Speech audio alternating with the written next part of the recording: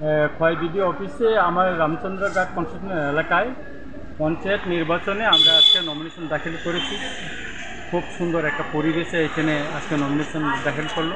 সব নমিনেশন আজকে আমরা দাখিল করতে পারিনি। আগামী 18 তারিখ আমরা নমিনেশন দাখিল করব, কল্যাণপুরে আমরা দাখিল করব।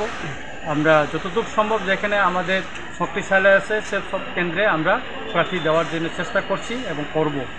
এবং আগামী দিনে গ্রাম অঞ্চলে যাতে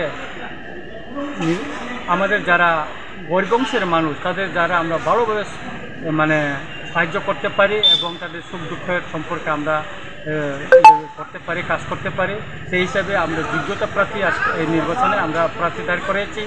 আমাদের বিশ্বাস আছে আমাদের যোগ্য প্রার্থীরা আগামী পঞ্চায়েত নির্বাচনে বিপুল ভোটে জয়ী হবে এবং জনগণের জন্য তারা কাজ করবে।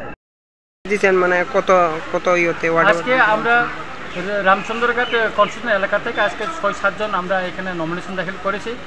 কিছু কাগজপত্র আমাদের একটু সমস্যা বলতে এর জন্য আমরা আজকে সপ্তাহ করতে পারি না। 18 তারিখে আমরা সপ্তাহ আমরা দাখিল করব। ঠিক আছে।